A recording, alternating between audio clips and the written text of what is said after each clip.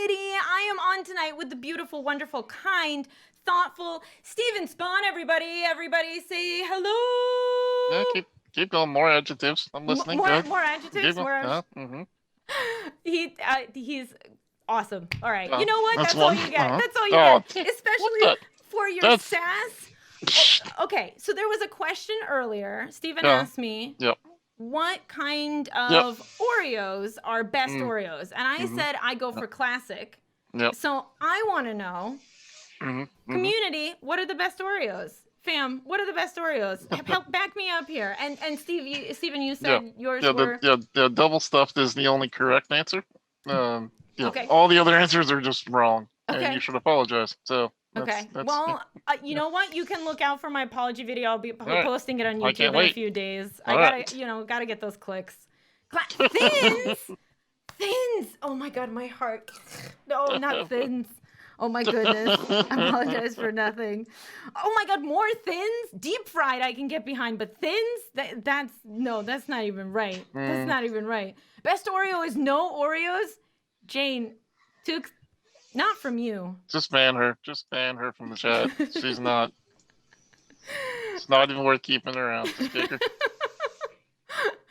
Nobody said Lady Gaga Oreos, so I'm kind of disappointed in all of you, to be completely honest. I thought somebody would say Swedish Fish, to be honest with you, but. Yeah, it's all fun and games until somebody doesn't say double stuffed. So let me do a brief introduction of what the heck you're watching if you're watching this later. My name is Mxiety. I'm a mental health talk show host, and the goal on this show is to make mental health related information accessible to everyone. And the way we do that is we talk about anything and everything because it all ties back to mental health in some way. We do that with other advocates. We talk to mental health professionals. When we're not doing that, we do resource review and hang out and play games. So it's an awesome place to be. It's a great plate to be on. It's a great plate. Love this plate. Love the best plate. And and today's episode is called Save Point, sponsored by BetterHelp. Thank you so much for being here. All right. Okay, that's it. That rounds up the show. I did all the talking points. It's really weird that they made you say the best plate around. I thought they were like a mental health place, not like a food delivery service. Or wait, are you double sponsored? That'd be great. By DoorDash? That would be great. Hey, DoorDash. Right? Okay, reach out, DoorDash. Listen, you need to sponsor this show so that she can say that all the time. Best plate around. Best plate around, exactly. So, Steven, tell us about yourself. Other than I can use all the adjectives, which I will continue using because you're wonderful. But tell us about yourself. Give us your whole. Do you have a spiel? Give us the spiel. I have two different spiels. Which one do you want? Both. One and then the other. You don't pay me enough for both. I didn't. I didn't. No, he's not wrong. So, hello everybody. For those of you who may not know me from Twitch, my name's Steve. I'm a gamer with disabilities. I play with a hat on my head and a mouse in my hands because I can't use a keyboard or a controller.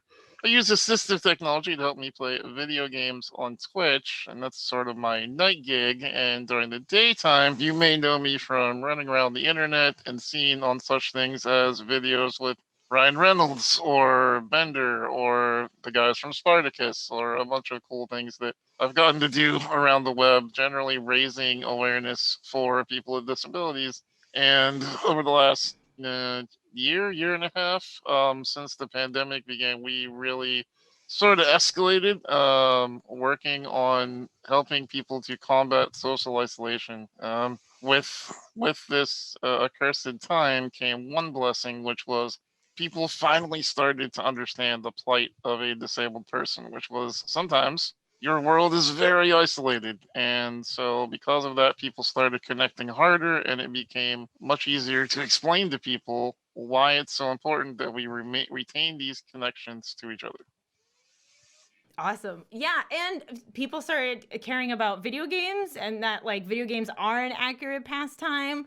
And so combine that with need for accessibility in video games, everybody hopefully is paying attention and listening now, but not enough, but we'll get there. Not enough, but yeah. They'll get there eventually. Yeah. Well, better late. No, it's not better late than never. Now, fam, let's get there. But That's awesome. I love all of that. The first thing that we connected on, other than, our disagreement on Oreos, the first thing we did connect on is the fact that, like, social media in general should be a space that is used positively, because especially if you have a platform, basically there's enough negative stuff in the world. If we can add anything positive, that would be wonderful. Pushing for accessibility in the world, pushing for mental health awareness, all of those things, hopefully make the world a little bit better than, when we came into it. So, you have a huge Twitter platform, and you've used it to get Ryan Reynolds to hang out with you. I have a couple of followers, and it just worked out. And the silly story of it was, everybody thinks that was an Able Gamers get, and it wasn't. That actually was just that I happened to be out around Christmas time in 2019. I have to think back to the pre-times in 2019, and I was out with a friend, and we were at like a convenience store kind of thing, and she saw these adorable little hats, and one of them was like a little elf hat, and I happened to be wearing a regular baseball cap, and it was a Deadpool cap. And when she put it on my head, she took a picture. Me being me, I tweeted out to Ryan Reynolds' gin company to say, when are you going to put me in for a cameo? I think I look amazing. Obviously. And yeah, obviously. And I don't know, 6 minutes later, I noticed that it got a like from Ryan Reynolds, and I was like, that's really cool. So and we're then best friends now. Yeah. yeah. Well, then I went like an hour later. I noticed that he followed me. He didn't just like the thing, and so I had basically just like sent off a like, hey, thanks for the follow. Appreciate that. And usually when you send those off to celebrities, they don't ever answer. But in this case, he answered back. He's like, hey, it's great to meet you. You seem like a cool guy. And then we chatted for a minute, and that was the end of it. And I was like, oh, that's cool. And then like 4 months later, he put out a tweet about Deadpool 2 and possibly 3. And I had made a joke about put me in as somebody who is a superhero, and I have to face my arch nemesis, a single stare. And the internet just thought that was effing hilarious. And it got like 10,000 retweets, and I messaged him like, I'm so sorry. I did not mean to spam the hell out of your time. Like, yeah. And he was so cool about it. He was like, Steve, I am just happy to see the internet being a nice place for once. It was really awesome. Yeah. So, and honestly, we just started talking, and then ended up where he just wanted to see what I could use help with. And when you're reaching out to a big celebrity, you can ask for yourself, or you can ask for like a cause. And I chose to, see like, hey, I love this charity, and I put a lot into it. Will you help me do something cool? And he was like, absolutely, let's do it. So, I like to think that if I did anything right there, it was asking for help instead of for $1 million. I think I made the right choice. I don't know, maybe. Yeah. Help could have been $1 million. That would have been also help. Just saying. Am I saying you're wrong? I mean, then he'd have been like, oh, you're just a greedy son of a gun, and instead, listen, that video that worked out better than I could have imagined. That was I did not realize how well that video came together until I saw people making the same comments about how that it was structured. Like, we just played off each other well. So here's the hope that it happens again. That's beautiful. And the thing that you said that I kind of want to latch onto there is, I'm just glad to see the internet being used for good. And there is actually research that shows that we do share content that is positive. There's just less of it.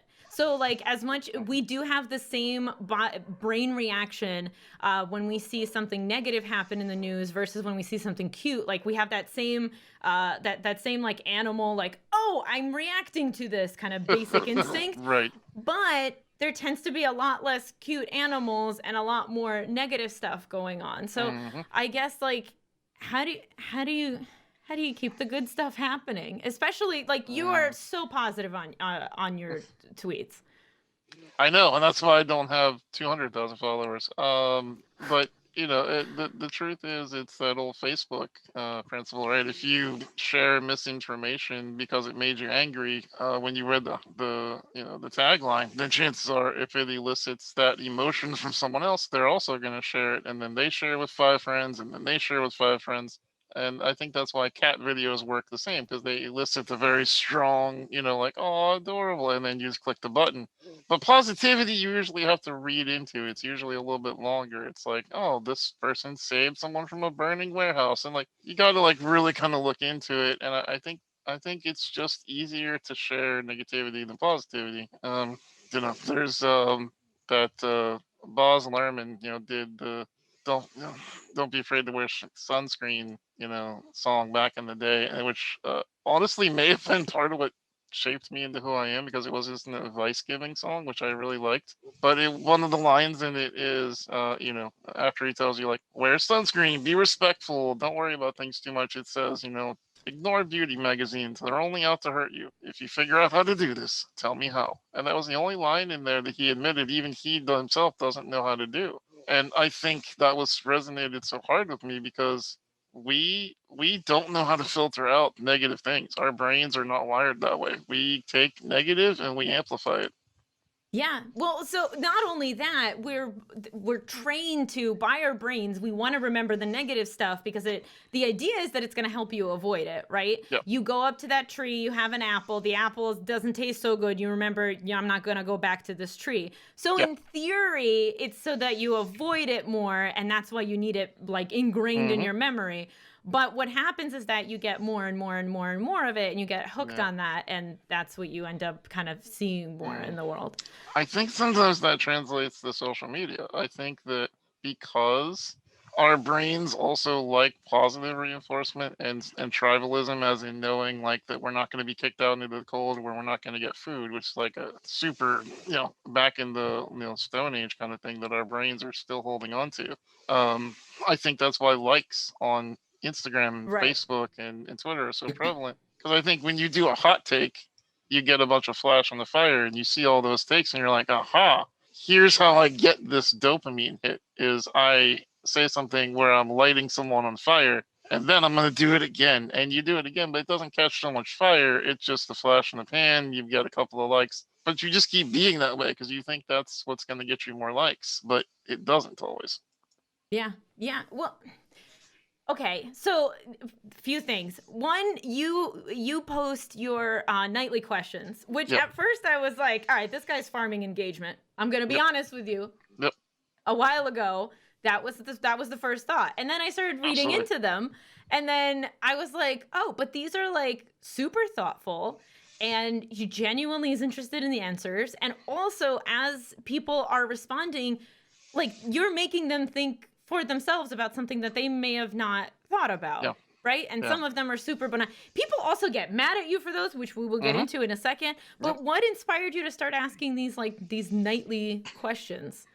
My friend Chuck Wendig, he was doing nightly questions during the very beginning of the pandemic, and he was using it to farm engagement. He's very much someone who is very good at the social media game. He's gone viral more than once for asking what the most popular cereal is, or what people like to drink for breakfast. And it's always funny because he's a very sarcastic, witty guy, and I love him to death. But when he did that, I was like, you know what? I like this, but I wonder if I could do it more seriously. So I started doing like a daytime version. And I was like, daily questions, and I did some. And I noticed that the engagement wasn't so good because people were in the middle of work. And then he stopped doing his engagement farming because he started doing like the skeleton thing. And I texted him, and I'm like, because like I talked to him all the time, so it wasn't like a cold ask. I was just like, hey, are you doing nightly questions anymore? Because if not, like, I'm enjoying them. I'm Can gonna I take the start doing them? reins. Yeah, I was like, can I do these, or will you be mad? And he was like, go for it. I don't care. I'm like, okay, great. And he's like, if you're looking for engagement, like, here's a couple of tips. I'm like, no, I actually want to do something different, and I have like an end game here. And he's like, okay. So I told him my master plan, which no, I'm not revealing. But the, Oh there my is an God. end game to it. Wait, are all of your questions actually the lyrics to All Star? They're That's they're what it is. actually Britney Spears lyrics. You found it out here first. BetterHealth.com. Um, but I started doing them, and I have a couple of rules. I don't answer my own questions unless I feel like someone needs an answer from me. Sure. Sometimes once in a while someone will say something where they're like, is this weird, or is this okay, or am I wrong to think this? I'll answer in those extreme circumstances, but for the most part I don't answer my own questions.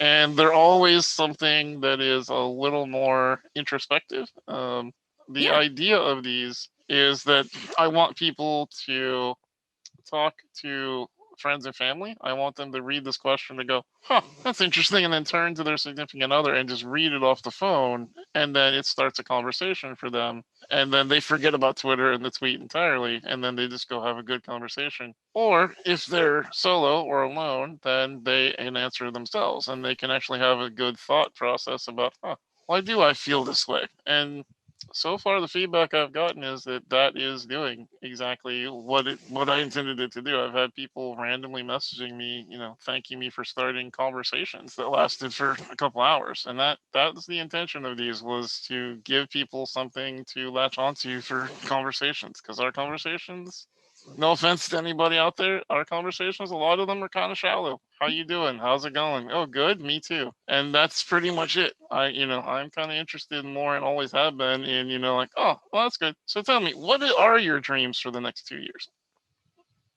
I love that. And you've made me think several times, and I've done exactly what you're talking about, where I turned to my partner and was like, by the way, random, but what ice cream topping is your favorite that's kind of weird and other people think is funny? And then we talk about that, and like, we've lived together for 13 years, and that's just not a question that I've ever asked him.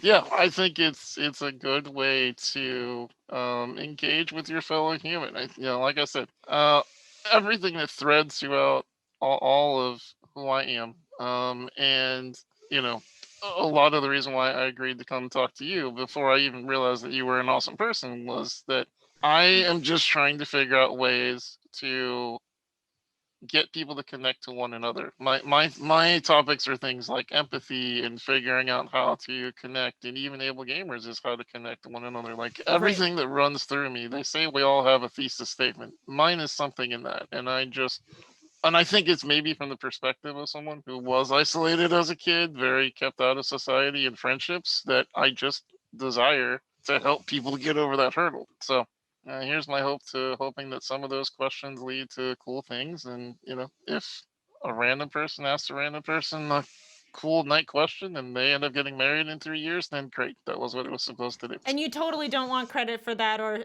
money, or a card sent to you. I want $1 million per marriage certificate. Okay. That's right. The end game. Right Just there. wanted to make Pay that me. clear. Yeah. Pay you, and at Yes, the sir. very least, donate to Able Gamers. At the very least. No, just pay me. Okay. Just a wheelbarrow of, just bring a wheelbarrow of $1 bills to my house. Just leave them on the front yard. It's COVID though, so don't knock on my door. Just leave them in the yard. I'm sure they'll be fine. No one's gonna steal a wheelbarrow full of money. No, nobody would. No, you're totally right. All right. Well, now that instruction is directly clear, I did want to back up and because people who know your address might not give you $1 million.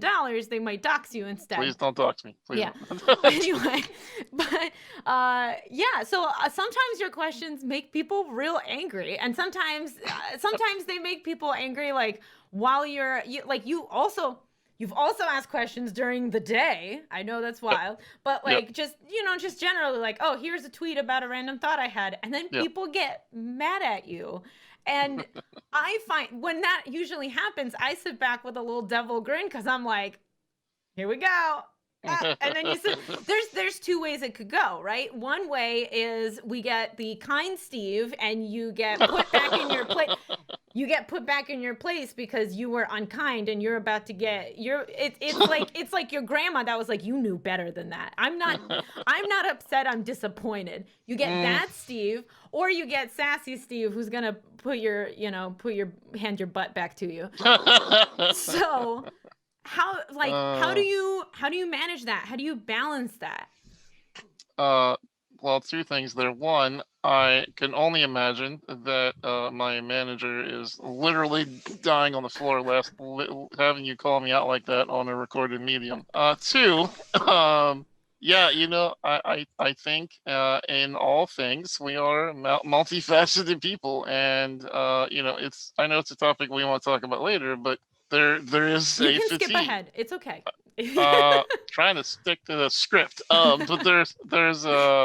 But it's the fatigue. It's the I always want to educate first, and I want to use interactions with people who are genuinely misguided or misinformed to a place where they understand where I'm coming from. I'm not saying that I want them to necessarily agree with me. You can still disagree with me, but understand my point of view and then disagree with it.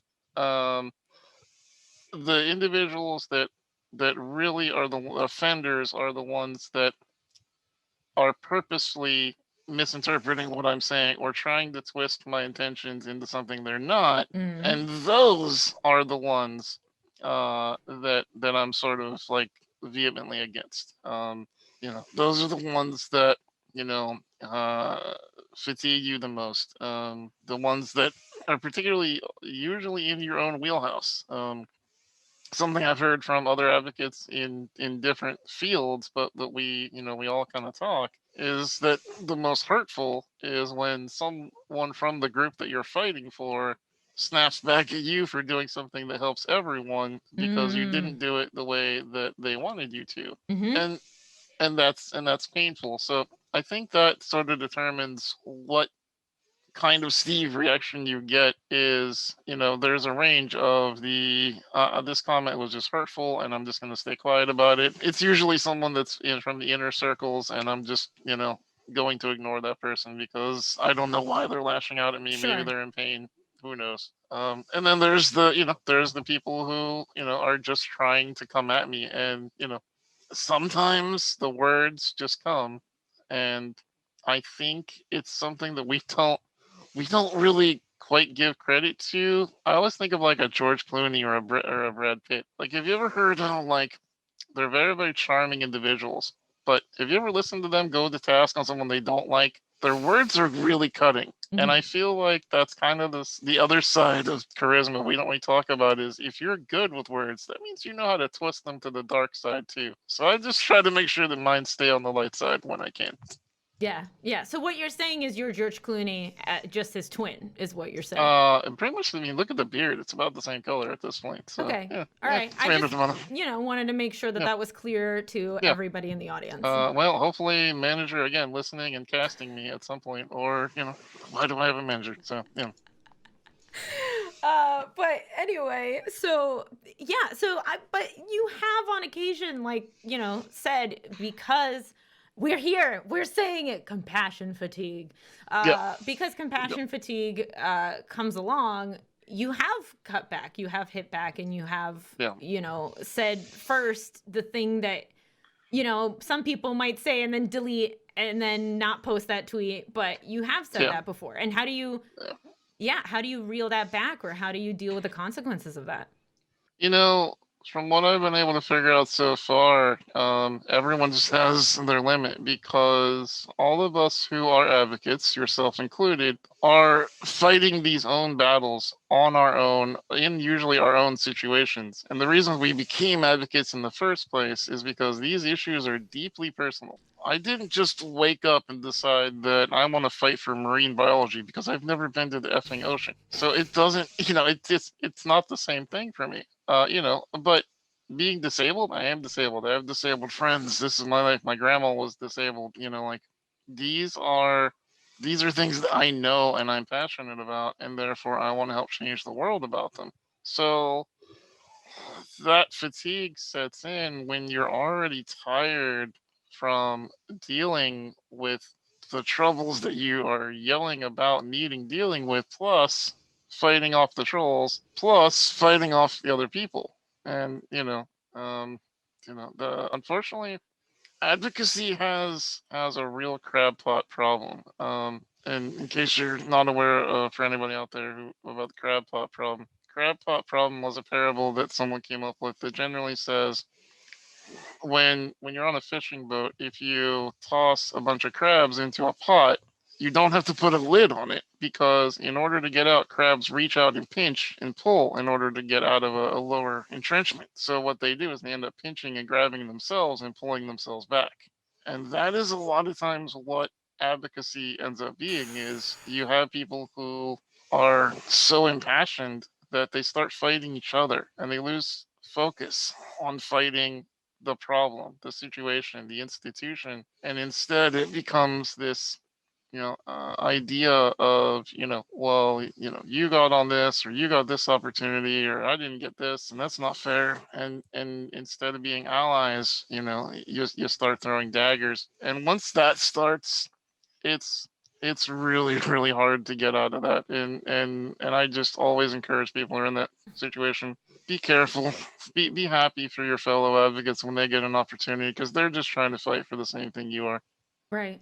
Right. Oh my God. This is super relevant because not only That's going on her highlight reel. I can just feel it. yeah.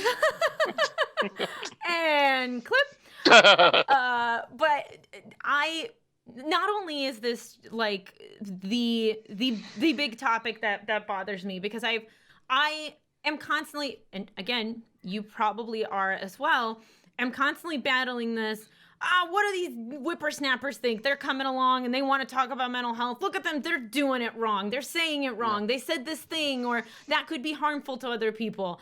And then generally, I'd say 9.5 times out of 10, I pull myself back and go like, but are you both fighting for mental health awareness? Yeah. Are you or are you not?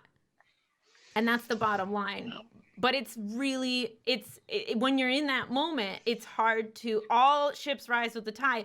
Exactly.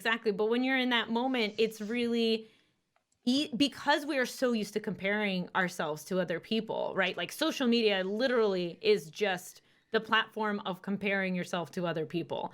Well, more importantly, it's comparing other people's highlight reel to your everyday life. Right, exactly. So when you see people's highlight reel and you wish you had that because you've been trained by that same social media algorithm to, to want that, it's hard. You have to pull yourself back from jealousy, which is a very primal thing.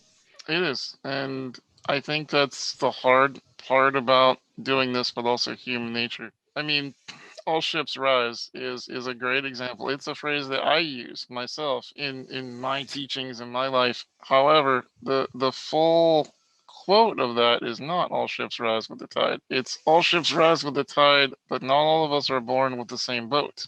There's more to that quote that people leave off because that doesn't fit as well on a bumper sticker. And so the actual paragraph that comes from a very famous writer is a teaching about how some people are born with a yacht and some people are born with a tugboat with 2 holes in it. And some people are born on a raft that's barely holding together. And so, yes, if you're allied ships in some armada, yes, the tide does rise all ships. But also, that doesn't mean that your ship is staying afloat as easily as someone else's. So it's important to remember that, you may be rising the tides, but you need to make sure that the other people aren't drowning in the meantime. Yeah. Again, social media where everything's so competitive, not as easy to do as it should be. No. It's that Robin Williams quote about, everyone's fighting a struggle you know nothing about, people have no idea what's going on. I don't know what's going on in your life right now outside of this camera interview right now. You don't know what's going on in mine. And it's not because we're not friends or we don't talk, but those deep, heartfelt troubles are sometimes not ones that you want to share. Not, you may not want to admit that you're thinking about your mortality, or you just got a cancer diagnosis, or your fingers aren't working so well, and maybe your time's starting to run up on this world. They're not things that you may want to talk about. They're things that may be deeply personal, and you go on acting like nothing's changed. And so people treat you like nothing has changed, but it doesn't mean that your mental health is as stable as it was the week before. Yeah. Yeah.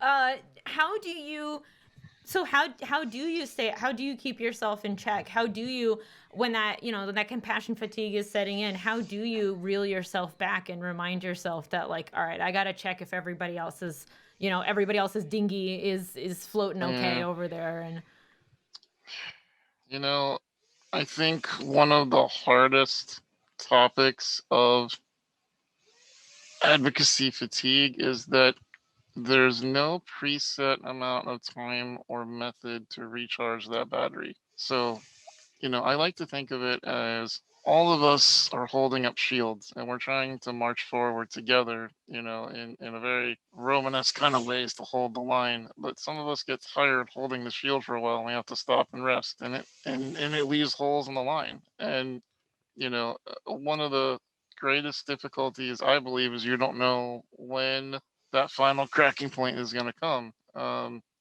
For me, I hit a really dark wall in late 2020 when something I was doing had another advocate, yelling at me for, a while of accusations that were unbased to the point that it literally could be traced back that these were false, but they were just coming after me because they wanted to, because they're not a fan of mine. And it's okay, but at the same time, it begins to make you question, why am I doing this? Why yeah, why is this something I'm even bothering with when I could just go off into the sunset? I mean, and it's sort of this battle. You have to remember that, sometimes people will come for you and sometimes they will be angry. But at the end of the day, if you stop doing it because of that one person who doesn't like you, the other 1,000 that do like you that you're fighting for, you're going to be letting them down.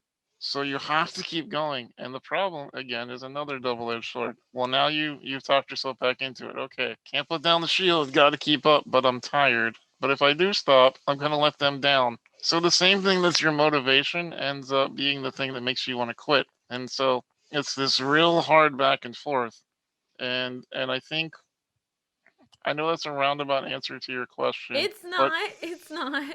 it's also that I kind of do want to put it out there, especially again, you are, talking about mental health, and not a lot of people do, and I feel like, it's something that needs to be acknowledged out loud. I feel like there are a lot of advocates who feel this way, that they feel that, when people in their own communities are being rough with them, that it's not cool, and but nobody else feels that way. They feel alone, but I really started it's going to take on and like reach out to people feeling that way, that you're not alone when you feel that. It is devastating when it feels like someone that should be fighting with you starts fighting against you, and it happens to almost everybody I've ever met who calls themselves an advocate. Sorry, it's hitting really close to home. Yeah. Sorry, I do tend to No. make people cry in interviews, so I guess I'm doing my job. Yeah, no, Score. listen. Now I have to pay. No, We that are built to 123 Fairy Tale Lane. right. Yep, yep. I don't want you to be doxxed or the fairies, so Nice, email that to me later. yeah. But no, it's true, and I think those always cut the deepest. Those Yeah. interactions, because you expect better, right, from Yeah. somebody who is supposed to be on your side. Yeah. Yeah, yeah.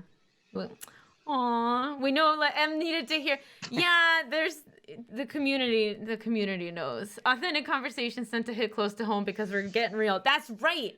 We're Yeah. only real here, so that's that. Yeah. That But was my answer to your super secret question, was honesty, and that's, again, another reason I agreed to come do this with you is because I don't get a chance to have honest, heartfelt conversations very often. Most interviews are, let's talk about disabled people and only that, and talk about how you're making sad people smile again, and it's like, okay, that's great, but there are other things in the world to talk about, yeah, and you yeah. know, um, I think that to people like you, who are out there fighting, it's important that we do recognize there is a certain cost that those people bear. People see you with a talk show that's sponsored, and I'm sure some people are jealous of that and wish it was them, and that's got to be hard on you sometimes. But no one will really sell you that. right? Outside of this conversation, you probably haven't heard that too much. And that's because we don't really talk about that. We don't talk about the fact that there is a cost. And, you know, it's relatable to everyone. Maybe you're not someone who's sponsored on a talk show like M. Maybe it's, you are someone who got a tweet that got 100 likes, and that's a lot for your account because you haven't gotten a lot of tweets like that. And suddenly your friends are like, oh, look at you, Mr. High and Mighty now. And then they start coming after you. This is something we all can all identify when your inner circle turns on you a little bit, and it just feels rough. And we just don't talk about it very much. I can say with 100% certainty that every time my stream, it's to the point where I like dread it. Every time something levels up, so like we got our first sponsor, like I moved over and got partner on Twitch. All of those like really big events in my streaming career have come with at least one person who was very important to me in the community, like stabbing me in the back somehow. Yep. Like either with what they saying something, or the classic like, oh, you sold out, you're not the same, like all of those things. At least yeah. And I'm very grateful that you brought that up because I don't have a reason to talk about that usually, so thank you for bringing that reason to the table. No, I think that is what people like you and what I hope people like me are here to do. Is we're here to bring up those uncomfortable conversations that maybe aren't brought to light every day, and that is for sure one of them. And that's why when you were asking about time frames, well, I was like, no, I can go a little bit longer because these are long-winded conversations. It's very hard to shoebox them into just a brief 3-sentence answer. These are deeply seated inside of us. They deal with issues of loneliness, rejection, acceptance, betrayal. Those are all very hard emotions to deal with, and you have to learn how to surf them like an ocean. And sometimes the waves will get you if you're not careful. So why do you why like why do that to yourself, right? I know why I do this to myself because I'm kidding. But like, why do that to yourself? Why have these open? Because they are hard. I mean, like, well, you can go through. I've seen it happen. I don't know how it happens because my brain just doesn't function that way. But I've seen people go through life not asking those questions at all, ever. They're just like, I'm angry now. Okay, well, now I'm sad. That's just the sad thing happened. I'm sad. All right. And then they just like live their lives. Whereas people, it sounds like, you and me will be like, I'm sad now. What does that mean about my whole life and my existence? Like, is sadness my perpetual state of being now? Am I just sad now all the time? Am I Eeyore? Yeah. Yeah. Oh, poor Eeyore. Yeah. I think one of the things for me was really I am someone who learns better from being around people that I don't want to be like than I do. I have often found great wisdom in I don't know what I want to do in life, but I found several examples of what I don't want to do and who I don't want to be. And so one of my great influences when I was a younger kid was someone who constantly told me that when you reach middle age in your 35 to 45 range, you're gonna get angry and you're not gonna know why. And it's people are gonna call it midlife crisis, but that's just a name and label that they made up. It's just hormones, and basically when you hit that age, you're just gonna be angry all the time. And there's no reason why you're just gonna be angry. And I'm like, but I don't want to be angry. Like I've spent enough of my life being a young, angry, disabled guy. I don't want to do it again. So, in a lot of ways, for me, it was resolve. And I told you this, when we were just chatting one day. I don't want people to call me strong. I want people to call me resilient. I want when I pass away from this big blue marble, I want people to be like, that son of a gun was really resilient. It didn't matter how many times he got knocked down, he got back up. And that's for me is maybe it's a guy who's disabled and can't walk, and I know I'm never gonna walk forward, I'm going to just continue forward, and it doesn't matter if I get knocked down. I'm just gonna keep doing it because I think at the end of the day, we are the product of what we become. We are those of us who are trying to make ourselves better, are the product of the things we teach ourselves, and sometimes you have to learn those lessons a couple times. But if you have that resiliency, it doesn't matter how strong you are. You're just going to keep chipping away until it finally works. I have to ask you because this has come up, and I was talking about this with also with Shell. I can't remember her last name. I'm sorry, Shelly. But how do you? This is off script, by the way. So if you don't Yep. want to answer No, it, fine. how do you stop that before it becomes inspiration porn? Right? Before it's like, oh, here's the disabled Yep. guy and he's so resilient because he's disabled and he didn't, that like backhanded of like, well, he should have just, I guess, like keeled over and given up, but he hasn't. Well, that sure is resilient. There's a line there. Absolutely. How do you tread that? Easy. Agency. It's as Okay. simple as that. Agency is how you stop a difference between that kind of bad taste inspiration. I don't know what the rating of your show is, but they call it inspiration PG-13. porn, essentially. Yeah, inspiration porn. Yeah. So there you go. So that you stay away from that by letting the person have agency. So, for example, a good example of agency is Able Gamers beginning. So, in the beginning of Able Gamers, it was me and the founder Mark Barley, and we went through hack and back making this organization, struggling the first 3 years of the organization. We didn't bring in anything. It was like $5,000 raised over the course of 3 total years. That's a long time to live as an organization for 3 years on $5,000. We were dipping into our own pockets. I'm on SSI living in a Section 8 housing, and I'm still giving over 20-40 bucks here and there to keep the servers on, and Mark is handing out money of his own pockets to do this, to keep the lights on. And we're struggling, but we could have easily gotten money from good-hearted people such as yourself by putting some sad music behind a video of me going, I just want to play video games, can't you please help me? And that would have made the dollars roll, right? Yeah, no, I'm just picturing like a Sarah McLachlan track behind it.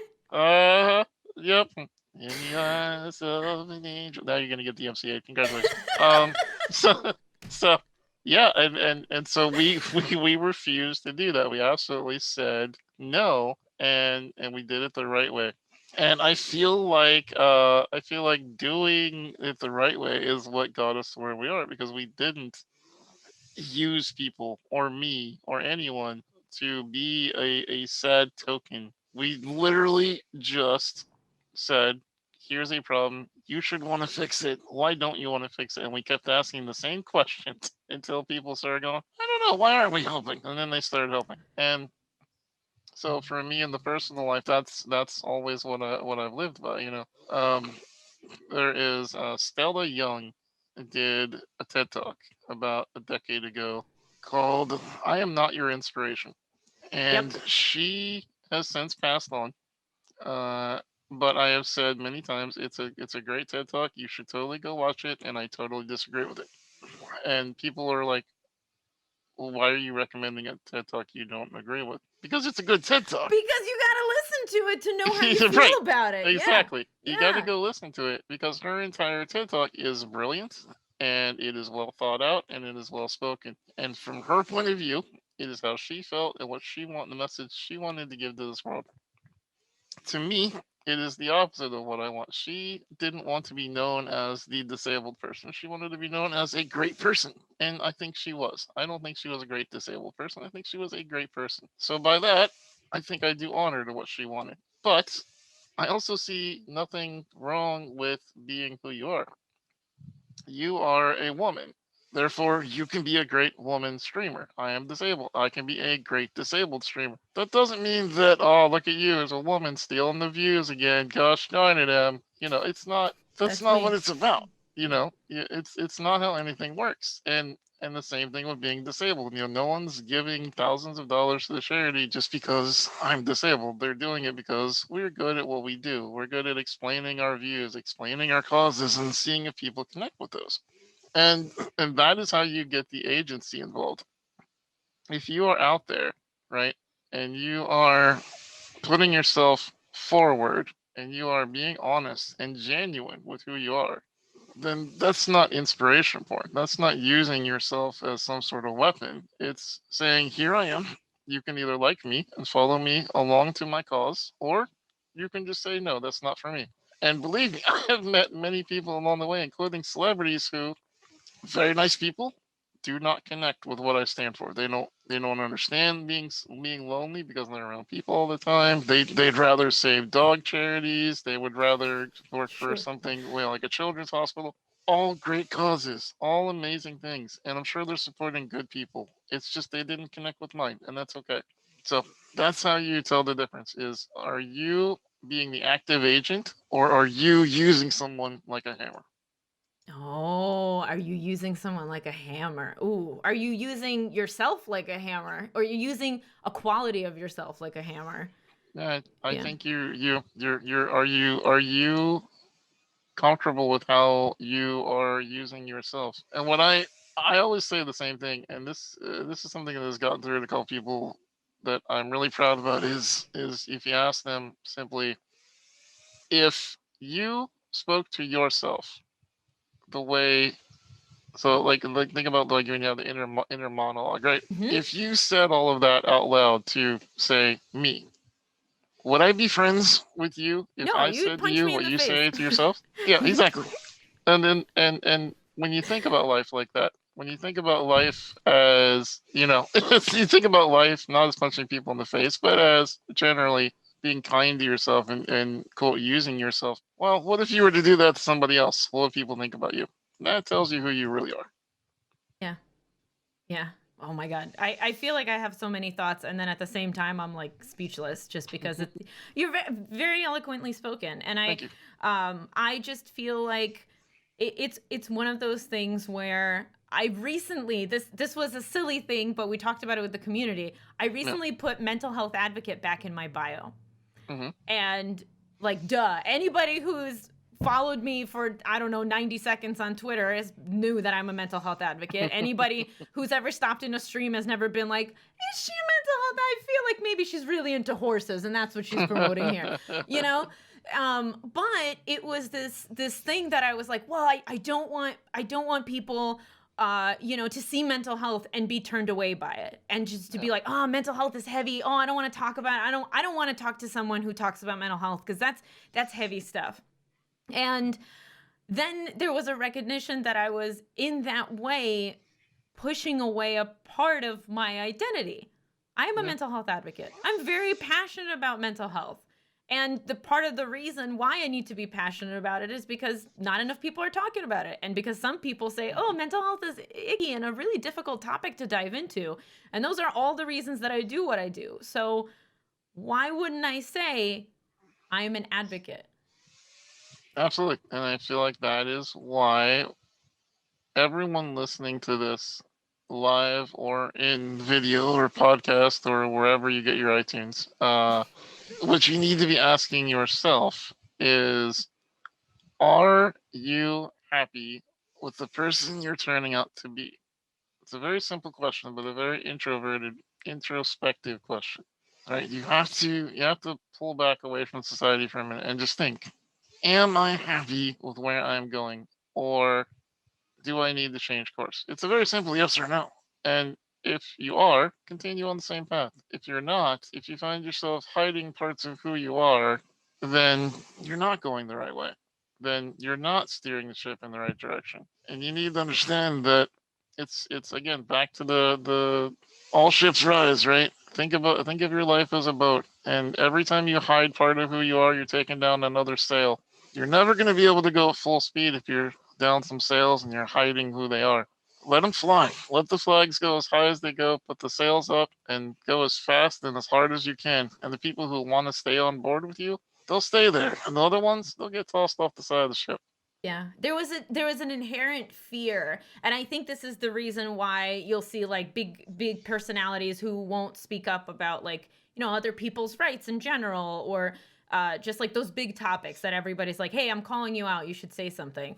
Yeah. Is there's this fear that so many people will leave the boat that you'll be left alone because that's Hmm. that's where you started, and that fear eventually gets you a boat full of people who you have nothing in common with. Hmm. Hmm. Yeah. Absolutely agree. I mean, I don't know about you, but or if you want to talk about it, but for me, 100% went through that with the Black Lives Matter situation. We could talk Was about it. I had a bunch of my content creator friends, who were staying silent, and I was unhappy to see this, and I repeatedly kept saying, not directly adding people, but people I knew were following me would continually say, you know, it is your silence that people will remember.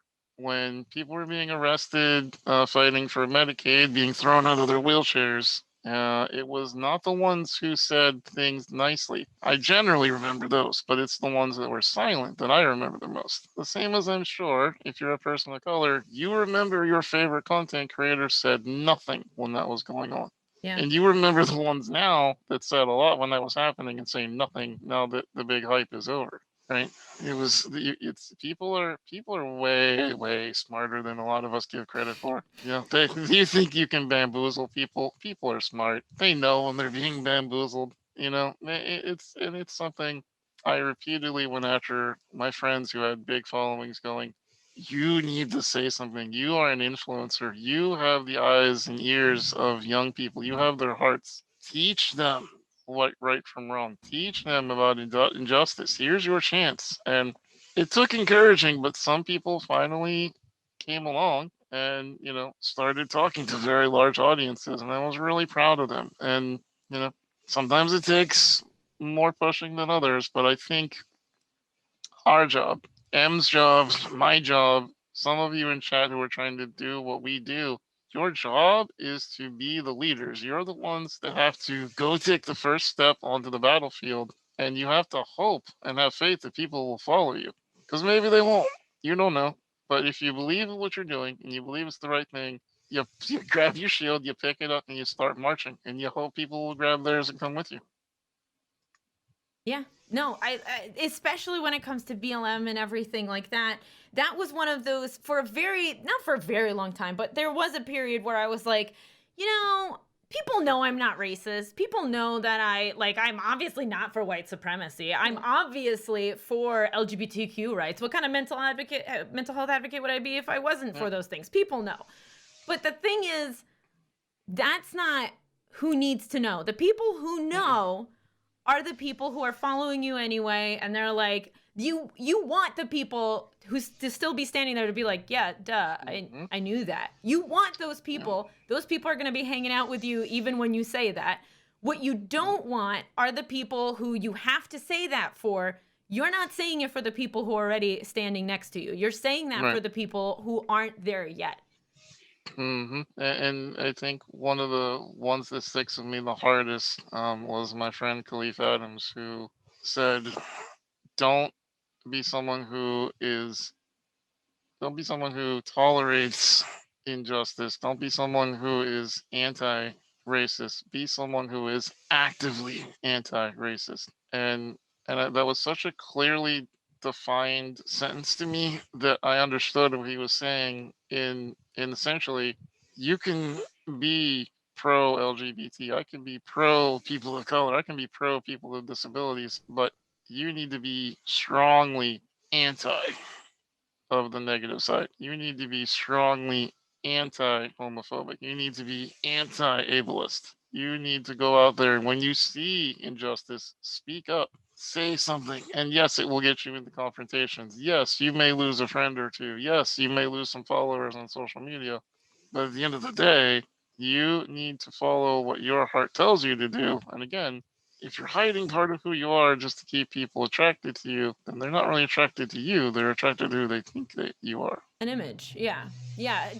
My friend Jeff Britleg said it very well, and you kind of said this, so it's me paraphrasing everything, but just the you're saying it for people who are marginalized, who are whatever in marginalized in some way, for them to know, hey, I'm on your side. Because when those situations are happening, they're also living in fear of am I accepted the way I am? Does everybody Yeah. want me dead right now? Do people want harm to me? Do people feel like do people think I don't need to exist? I have gotten so much validation from people tweeting things like, bisexuality is valid. And I look at that and I think like, well, of course I knew that this person wasn't anti-bisexual or, you know, bi erasure or anything like that. I thought that, but them saying that helped me solidify that very strong notion of like, oh, this person is my ally. Mm-hmm. Be that Absolutely. ally. You know, the best part about that too is on social media, we don't realize how good we've got it, right? So, I always think back to the Justin Timberlake song "Say Something" because I love the line about, you know, sometimes the best way to say something is by saying nothing at all, and I feel like that is very apt. It's very true. But there's a caveat on it. It is on social media, on Instagram, on TikTok, on Facebook, on Twitter, we can share and amplify other people's voices. It doesn't have to be ours. You don't have to quote tweet. You can just retweet. You can retweet with a quote tweet and point an arrow to it. You can amplify others' voices, and sometimes it'll get you in trouble. Something that people still are after me about is the blind playthrough thing, which was banned on Twitch, which was me amplifying blind gamers who said that it offended them. And I amplified their voice. And people continually came after me saying, oh, so you just think this is offensive? You just want to remove it? That's the R word, you know, like completely being ableist. And I'm like, listen, it's not my thing. I'm not blind. It is something that I am taking feedback from the community and I'm Yep. passing it on. It's Yep. up to you whether or not you agree with it. Here's the facts. It's just like the saying REEE, which is a Right. slur against autistic people. Right. Look, listen, you don't want to believe me? Go look it up. Go find out the origins of the word, find out how it was not. You're right, originally a bad thing. Someone twisted it, the internet took hold of it, it became dark. At that point, you jettison it out the interlock. And that's the way you should do. Trust but verify. You should be doing that with all of your friends. Trust but verify. If they say something, it's like when someone in my chat will come in and say, "Hey, something you said there, you know, you shouldn't say it." I will immediately go, "Oh, okay. Well, let me look into that. And if I offended you, I'm sorry." And I will go see should I change this dialect, and I will go look into it. And sometimes it's a fringe case where somebody didn't like that I said tomato instead of tomato. And then it's okay, that's just personal preference. Other times it is, oh, I shouldn't say the word gyp, which is actually offensive against gypsies. I mean, actually, it comes from the word gypsy, which when you say, I feel gypped, is actually a slur, just like the N word. It's just against gypsies. So we say it more freely because there's not any kind of huge outcry from the public that came against it. So you don't say the word. And I stopped saying that word, you know, and I think we have to all do that. We have to look into what words mean and then go, you know, go on to your platforms and amplify their voices and let them be able to decide for themselves. Yeah, that's exactly it. When stuff goes down and I don't know what to say, the best thing that I can do is amplify somebody who's saying saying saying the words that I wish I had said, and B is in that community, because that's who you should be listening to. You shouldn't be. I don't want. While I understand it helps for me to amplify for example, as a white person, amplifying, you know, women of color Right. helps the cause. Like, I understand, but I would rather amplify it without speaking over them, right? And so that's the retweet option. And just also making sure that, nope, lost my train of thought. It's totally gone. Okay. It's totally gone. No, but it was very well said. I feel like if you mean well, if you really mean well, right? People say intent matters. And I agree with that in like 99% of situations, right? Intent matters. But if you really mean well, then it should be no problem for you to step back and be like, oh, I messed up. I might have meant well, but that wasn't the right way to go about it. That wasn't the right thing to say. I am trying, and it's not like removing words from your vocabulary isn't the easiest thing in the world. And no, I don't think No, anybody will it's not. pretend it is. The amount of times now, because I'm hyper aware of the use of the word crazy and how there are other things that you can say that work just fine. But the how hyper aware I am of it, of like I'm watching Modern Family, I think they say it once per episode. Yep. Or like in the office, they constantly make these comments like, oh, he's crazy, like, oh Yeah. yeah, that's a crazy behavior, stuff like that, that I'm like now aware of and recognizing that, like, ow, that hurts me as somebody who would probably be called crazy in a different decade. That hurts me. So why would I not take that same respect, give that same respect to somebody who might be coming out and saying REE is offensive to me, and here's why, and I'm part of this community, and this is why this hurts me. If my intention is good, then removing that with my positive intention should not be a problem. No, and it shouldn't be. It shouldn't be something that is such a burden to you that it's worth the fight. At the end of the day, you know, I understand that there are people who value freedoms so much that they don't want to even lose the ability to say a word. Okay, if that's how your brain works and you are pro freedom, okay, great. I don't think anyone in America is like, man, sure wish we were still paying those taxes on that tea. Gosh darn it. Right, But right. let's just say, there's people who value freedom, and I get that. That's okay. But at the same time, like, is it really hurting you to refer to me as a disabled person or a person with disabilities, one of which I prefer greatly over the other, but even if you get it wrong, it's still better than calling me the R word or the C word. Like, don't do either one. I mean, it's not a huge ask. Same as it's not a huge ask to ask for someone's pronouns. Do you believe in trans people? No. Okay, good for you. You don't believe in them. Well, is it going to hurt you to say they instead of her? No. It's going to do absolutely no harm to you whatsoever. Same thing with accessibility options. If an option is in a game and it doesn't change the game and I have to turn it on and you always leave it off, does it matter to you? No, it doesn't. Why are you fighting against me putting it in the game? And that's what I ask people all the time is when you're fighting for something, are you fighting to make things better for a certain group of people or are you fighting to keep things the same for another group? Or for yourself, really. Because that's Hmm. what it comes down to. I don't think anybody who's fighting to use the R word is like, I want everybody to have the right to use the R word. I don't think Right. that's what's going on. I think Nope. it's, hey, this is a word I'm very comfortable using, and I don't want to remove it from my lexicon because that would also imply to me that I did something bad. That's another whole thing that I can go on about. People take bad actions and then equate Hmm. that to, well, now I'm a bad person. Well, no, just saying the R word is a bad action. That's a bad thing that you Hmm. did. It doesn't make you a bad person. If you constantly keep saying it and it's hurting other people, then you're a bad person.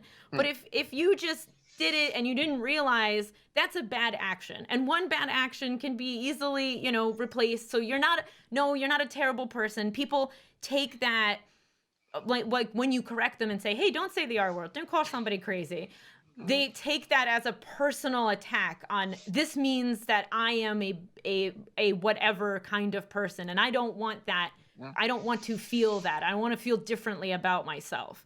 And the reality is you can remove yourself from the equation completely. absolutely. Uh, when I was having a conversation about one of the topics that I wanted to put on YouTube. So one of the things I do is on YouTube, I've got some philosophy videos. I haven't done any in the last couple of months because the end of the pandemic, I've just been looking forward to it. But the ones that I've got up so far, one of them, one of my favorites, is called Lack of Empathy.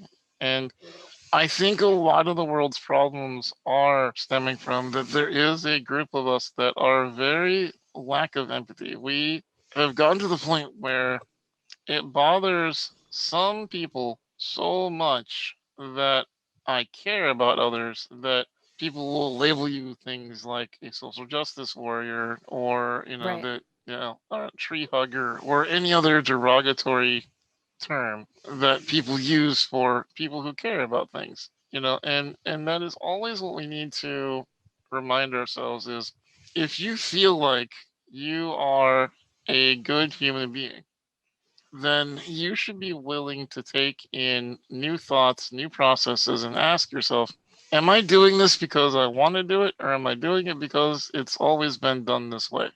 If your answer is that it's the status quo, then there's a good chance you need to question why you're still doing it. Because there might be a better method or a less harmful method. And that the words in our lexicon is a great one to do. Maybe you don't have anyone who's autistic in your family. Maybe you've never met anybody who does have a mental disability.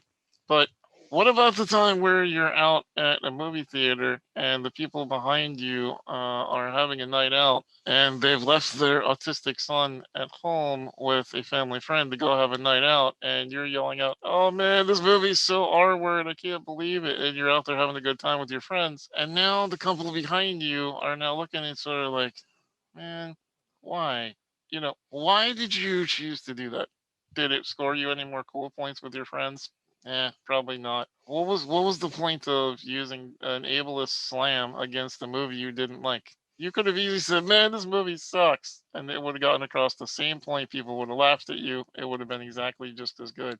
You Yep. don't have to put other people down to raise your points up. Yep. Yep. Oh God. This could go on for a very, very, very, very long time because, well, and I just feel like you're one of those people where we could like sit down at a kitchen table and we could just like, it would be like 3 a.m. We'll be like, I guess we should go to bed now, Pretty which much, yeah. awesome.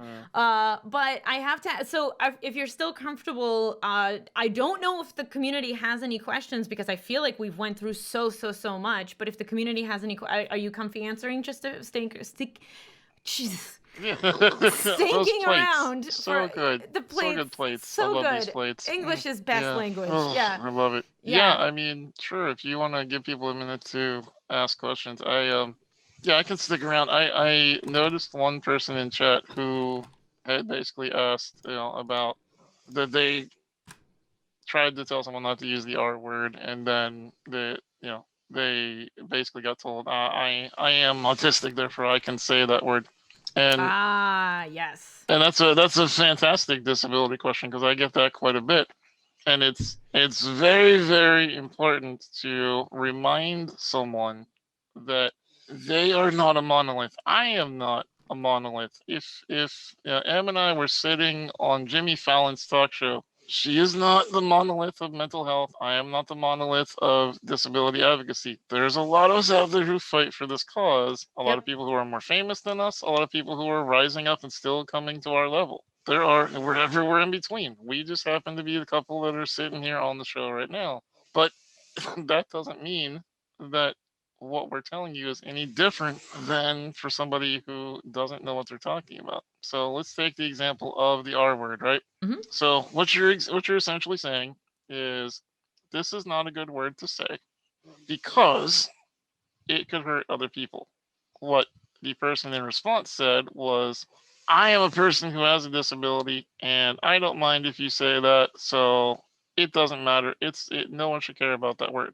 Well, in that situation, one person is saying care about other people's feelings and ask them if that's okay that you're using that word. Another one is saying just use it anyway. Who cares? It's fine. Well, think about that logically. What are you more likely to hurt if you listen to the person who says just go for it or the person who says be considerate of others? It's kind of an easy logical leap to think maybe I just don't use the word that might hurt someone. Like that's a pretty easy one. The same thing with accessibility options. Whenever I'm talking about easy mode on Twitter, which I do from time to time just to rile up the Twitters because it's fun. So fun. It's so fun. It's one of those things where I don't know why it's so aggravating to people, and it's one of the like when that girl came out and queefed, like it's the same situation where you're like, I didn't realize that this would affect you so much. Why is this bothering you to the point this doesn't affect you at all? Right? Yeah. So it's a great one. It's a great one to rile people up about. Yeah. It's literally so fun. But aside from riling up trolls, the great thing to talk about there is whenever, like, we'll say easy mode is really for everybody. We need to have difficulty settings in all games, and sometimes that means easy mode. people will be like, oh, I don't need easy modes. And then you'll have a disabled gamer or two who beats whatever game I'm using as an example. And then they'll be like, ha, that guy beat this game. So therefore, you just need to get good because one of you right, can do it. Everybody can. And it's right. like, no. And even worse is if that particular person also tries to jump on that train and goes, well, I can do it. That means every disabled gamer could play Oh my this. god. No, that's not the way Uh, this works. It's uh, not. it's I Yeah. hate it makes me cringe because people use that with mental health a lot. They're like, Mm. if I get out of depression, so can you. And I'm like, Yeah, no. No, it's like people, I'm sure, in your line of work where it's when people are like, yeah, oh, you're sad, just stop it. yeah, Like, oh, I it didn't was try that that. easy? Wow. Yeah, I never thought about that. Let me write you a check for $5,000 for that advice. Thank you. No, but seriously, yeah, it's all of that. It's so funny, man. That gets people going. Man, Oh, that yeah. gets people going. But if Mhm. you just stop for a second and think about, okay, this doesn't bother. Well, actually, this also ties back to you kind of mentioned like disability first language, right? You Yeah, have a preference. But if somebody came to you and used the opposite, right? So disability first language is yeah, saying just the difference between saying M is disabled or M has a disability. yeah, Right? Did I get that? I get that right? yeah, So it's the difference between me saying I have depression versus I say I live with depression. yeah, It's my prerogative to decide to tell you that I think I have depression. yeah. I also sometimes feel like I just live with depression. It honestly depends on the day. But if somebody were to come to me, I wouldn't argue with them one way or another. Hmm. About their so how do you handle that? Because I know you have a preference, and everything. I think that people need to be able to label themselves, and that's really what the first question. Back to Just agency. back to agency. You should also be at a point where it's okay to say to someone, hey, I know you're walking with a cane. Do you prefer if I introduce you as, M with a disability, or do you want me to say, disabled gamer M? Yeah, what would you prefer? And not have that be an awkward question, because 9 times out of 10, the disabled person is not going to be mad at you for asking the question. If anything, most of us will be like, oh, well, they were thoughtful about that. They put some thought into this. That's very cool. And even if it's like, well, of course I want you to be called this way, well, then it's at least you asked, at least you tried. Yeah. And Yeah. I think that that's very much you can say so for me personally, I prefer identity first, because for me, if I say I am a gamer with disabilities, if you noticed in my intro, I said I am a gamer with disabilities. It's because right now it is people prefer to hear that language. They prefer to hear person first. So it's the language I use to communicate with people. But if you talk to me as a person, I call myself a disabled person because I am disabled. It is intrinsically linked to who I am. It's not a piece of luggage that I can put down and walk away from. That, oh, Steve with the blue coat. Like, I can't just take it off. It doesn't work that way. So I refer to myself that way. So I think it just depends on how you feel, and you should always give people the agency to label themselves. Yeah, back to like just let people, yeah, the age. I'm going to use that word a lot more often, agency, because I think I use it interchangeably with consent. Just people, Mm, you asking them a question lets them consent to whatever it is. yes. So give them the opportunity to do that. Yeah. Hmm. Yeah. Yeah, I it was don't, like, I mean, I don't want to tread too hard to this topic, but it was like, someone once told me, like, oh man, it's gonna be so weird. We're getting to a world where I'm gonna have to ask my girlfriend if I can kiss her every time I want to. And it's like, you're taking this to such a far extreme. Like, but the first time you go and you walk up to a girl, should you make a comment like, I want to kiss you, or can I kiss you? Absolutely. And you can do that in the moment and it doesn't lose a beat. It's just part of the lead up to the event. Like, if you do things right, you don't have to make them awkward. Consent is not an awkward. Agency is not awkward. Just let people label themselves and let people have the ability to control their own narratives. absolutely. Yeah. Man, consent is sexy. Right? Yeah. Yeah, somebody asking me if they could do something always makes me feel happy because I'm like, ooh, they care about what I feel about my body. That Yeah. I don't know. It gives me a nice warm feels. I Hate You and Dinosaur has a question.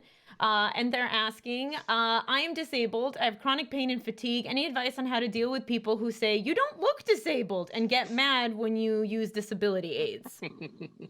The old "you don't look disabled enough." Yeah, that is one of the hardest things. So one of the off the top things I always tell people is if that's someone in your close circle, then you basically kick them out, because they're not good for you. And if it's a stranger, honestly, my advice to you is to come up with some of your own snappy comebacks. So Just I get a few in your pocket. get a few in the pocket, get them ready to pull out like a quiver out, holding some arrows for your bow. Like when I was out with again the founder of Able Gamers, Mark, he's got a disability where he can't feel his leg essentially, so he feels like he's walking around on one leg at all times. So it's really tiring for him to walk. Standing around for a long time is really hard for him, particularly when he used to weigh more than he does now. He really worked on himself to make that better. Well, not everybody can. Not everybody can make that better. And so when we were at hotels and whatnot, and people would come up to him and ask why he's sitting down, why he's not standing. If he was busy doing things, and I was the first one to be able to jump the gun, I would just be like, "So you got a medical degree?" And like, what do you mean? You just said you shouldn't be sitting. Why? Do you have a medical degree? Do you know things about the human body, how they work? Have you gone to school for 8 years? No, no, what are you talking about? Okay, then you're not qualified to say what you're saying. Shut up and go away. Like that's trap people in their own ignorance. That's the best way to get somebody on a situation like that. My favorite is making people explain whatever it is. Like, why are you sitting? Oh, why shouldn't he be sitting? Oh, because he's not disabled. Oh, well, he's not. He's not disabled. That's interesting. Why do you think that? And just have them slowly come to terms with like, oops, which Yep. probably is, I think, maybe a little bit meaner, but here we are. Spider Okay. to the fly. Yep. Stupid Boy 90 asks, so coming from Sweden myself, it's kind of common for people to use the N-word, and I hate it, but when confronting them, people turn on you. What is a good way to confront people that don't want to admit to themselves that what they're doing is wrong? And part of the problem is multicultural, right? So if you are, and I deal with this a lot in streaming, where people will tell me, "Oh, well, in this country, it's accepted still," or what. I mean, even if you go on right now to Netflix, watch some of the dramas that have been made by Netflix in the last 3 or 4 years, even in the last 2 years, and there are still things where being gay is a huge plot point in the entire series. Yeah. It's because in Mexico, that thing is still highly controversial. Up here, it would not be a plot point. Oh, you're gay. Who cares? It's who you are. It's fine. It's just who you are. But down there, it's a big to do. So it's in their pop culture still. So you're not going to change the entirety of all the people around you. But what you can do is the same thing that I do with people who want to say the R word. And I'll say, listen, that is disrespectful. Here is why it is disrespectful. If you want to still be around me, please do not say that word. And if they do it again, I'll be like, listen, I told you I don't like that word. I've asked you not to say it. This is my last warning to you. Don't say that. It's not okay. And if they do it again, you just cut contact. You give them the 3 strikes and they're out. You educated them, then you warned them, and then you kick them. It's as simple as that. And that's hard, especially if you're somebody who only has a couple of friends. I've heard that a couple of people as well. Like, well, but I only have 4 friends. I can't cut one out. It's like, well, I understand that, but you can make more friends. I know that's painful and difficult to make new friends. Nobody likes having to make new friends. It's like, oh, maintenance. I got to talk to people. God. But here's the thing. Do you really want to be associated with someone who's disrespecting you and not following your wishes anyway? I don't think you do.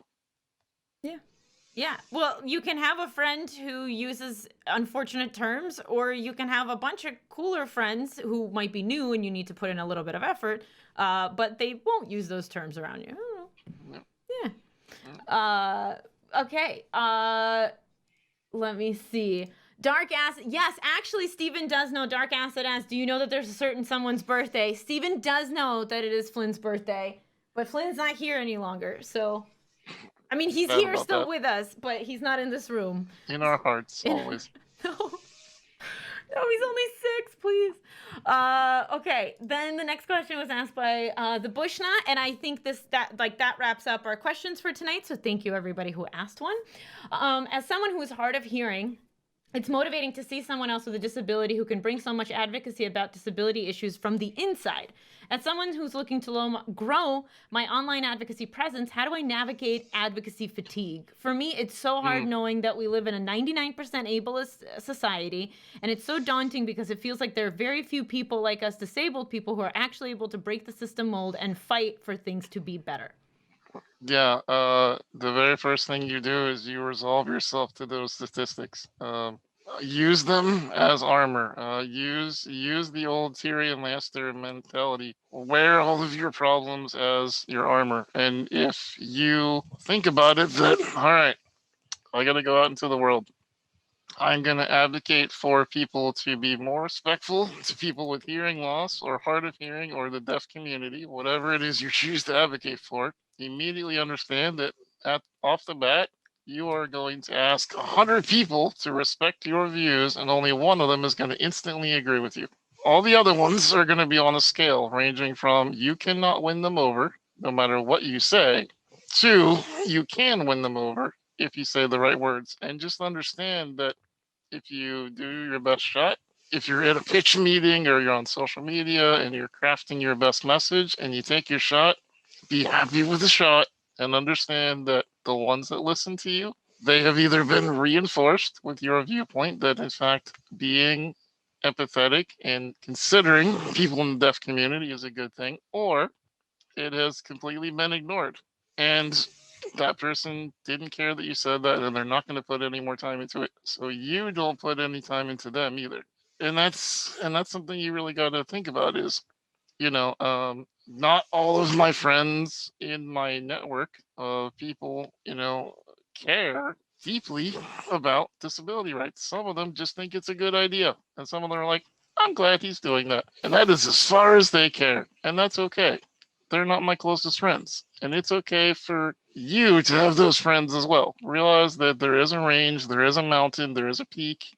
You can have people who are very much in your corner and understand that those are your people. Those are the ones you're trying to reach. So when you put out a tweet saying, man, I wish people would think about this, or man, it'd be really cool if Microsoft added this thing for the deaf community, and you get 6 retweets, well, that's 6 people who agree with your viewpoint, and you spread your message a little bit further.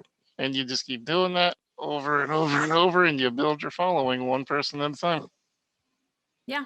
Love it. Love it. Love it. And the other thing I think to remember is that just because you don't get the 6 retweets also doesn't mean that that your point isn't important. Twitter is a sucky hard place to get those 6 retweets from. So also growing, especially if you're growing and starting things out, because I feel like that gets super discouraging at first too, And also keep your numbers relative to your current goals. So maybe your goal is to have 100,000 followers, but that's not your first goal. Your first goal is to get 100 and then 200. So if you're only trying to get 100 followers and you just got 5 retweets, that means 5% of your audience liked what you said enough to hit the retweet button.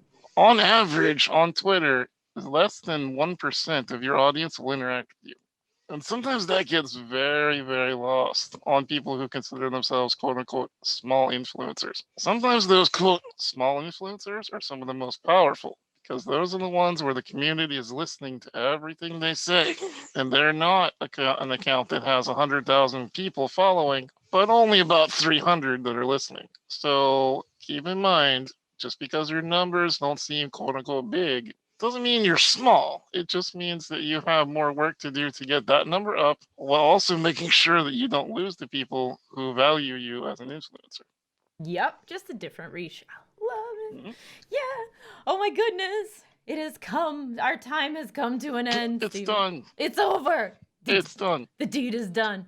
Thank you so much for being here. I need you to plug yourself Into oblivion, please. Well, maybe not to, just like plug away. I'm not planning on throwing myself into a volcano, Em. You don't pay me enough for that. I Jesus. didn't pay you enough, but I did Good give you Lord. the one ring, and I did give you a responsibility to throw it into Mount Doom. So. Oh, I pawned that at a shop. Yeah, sorry about that. But I did get a couple of Kit Kats. Okay. So I Well, feel that like explains good deal. so much. So Honestly, much. it does. Yeah. Listen, when you're dealing with someone who's made of 43% mashed potatoes like I am, gotta expect I might pawn it off for a Kit Kat, okay? So you can find me around the internet, Steven Spohn, spelled the correct way. M is spamming the heck out of all the links in chat, so make sure you check me out on Twitch. INSPAWN is my fun, cool kid Twitch moniker, and Steven Spohn on Twitter. My most active place would probably be Twitter, and I'm on there doing the nightly questions and hanging out with people and generally trying to make new friends as often as I possibly can. And check out Able Gamers as well. Here's the thing. When I do talk show appearances, I'm here to talk about myself because I'm a human being. I'm not just a spokesperson for a charity. But Able Gamers, I know, weird, right? But I do care about the charity. It's a great place to be. And if you're somebody who either needs some disability help or you want to play games or you know someone who does, go to Able Gamers, look us up, find out how you can get in touch. If you're an influencer, maybe you can do a cool fundraising thing like M's done in order to help people with disabilities be able to play games because that's just another important thing you can do. So lots of things to talk about, but most of all for me, my parting words are always to remember to be kind and empathetic to each other. Remember that in the Robin Williams immortal words, we are always fighting battles that no one else knows about. Keep that in mind for yourself as well as for others, and be kind to yourself. Thank you so much for being here. We're going to be right back. Don't forget to be the light.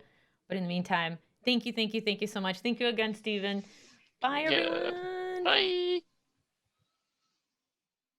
For sticking around. Thanks to viewers like you, we are now sponsored by BetterHelp. What is BetterHelp? It is the world's largest online counseling platform, and you can get 20% off if you use my link either in chat or checking out all of the links and stuff below my screen right now. I hope that you'll consider checking it out. It is a wonderful, wonderful platform. With just a few clicks, you can get to the resources that you need. I always talk about the fact that everybody should have a ton of mental health resources at their disposal. Well, this is another one.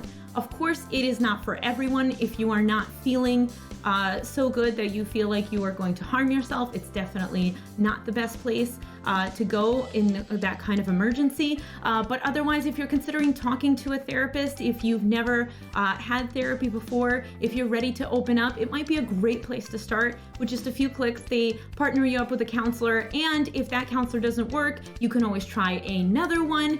You can just let them know, and they will do everything they can to make sure that you have an awesome experience. So I really, really hope that this helps, and thank you so much for sticking around.